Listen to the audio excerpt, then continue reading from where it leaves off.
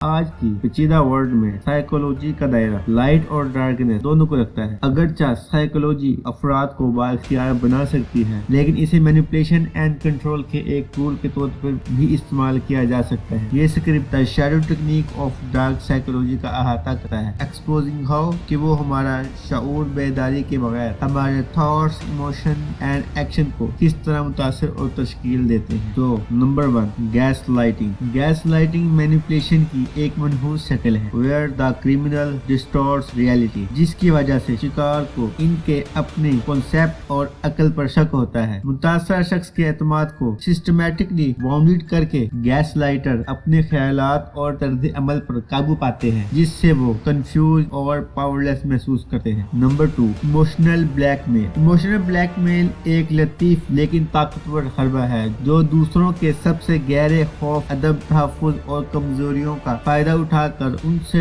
جوڑ توڑ کرنے کے لیے استعمال ہوتا ہے۔ مینیپولیشن کرنے والے جرم، شرم یا تھریٹس کی دھمکیوں کو زبردستی تعمیل کے لیے استعمال کرتے ہیں، مؤثر طریقے سے اپنے متاثرین کو جذباتی ہیرا پھیری کے چکر میں پھنسا سکتے ہیں۔ نمبر 3، آئسولیشن یعنی الگ تھلگ۔ آئسولیشن مینیپولیشن کرنے والوں کی ایک خاص حکمت عملی ہے جو اپنے متاثرین پر مکمل کنٹرول کرنا چاہتے ہیں۔ انہیں دوستوں، خاندان اور سپورٹ نیٹ ورک سے الگ کر کے ہیرا پھیری کرنے والے انحصار اور کمزوری کا احساس پیدا کرتے ہیں، جس سے ان کے خیالات اور اعمال کو جوڑنا اور ان پر غلبہ حاصل کرنا آسان ہو جاتا ہے۔ نمبر 4، لو بومبنگ یعنی محبت کی بمباری ایک دھوکہ دہی تکنیک ہے جس کا استعمال متاثرین کو پیار، توجہ اور تعریف کے ضرورت سے زیادہ مظاہرہ سے مغلوب کرنے کے لیے استعمال کیا جاتا ہے۔ By showing their target with love and praise, ہیرا پھیری کرنے والے قربت اور تعلق کا غلط احساس پیدا کرتے ہیں، جس سے متاثرین اپنے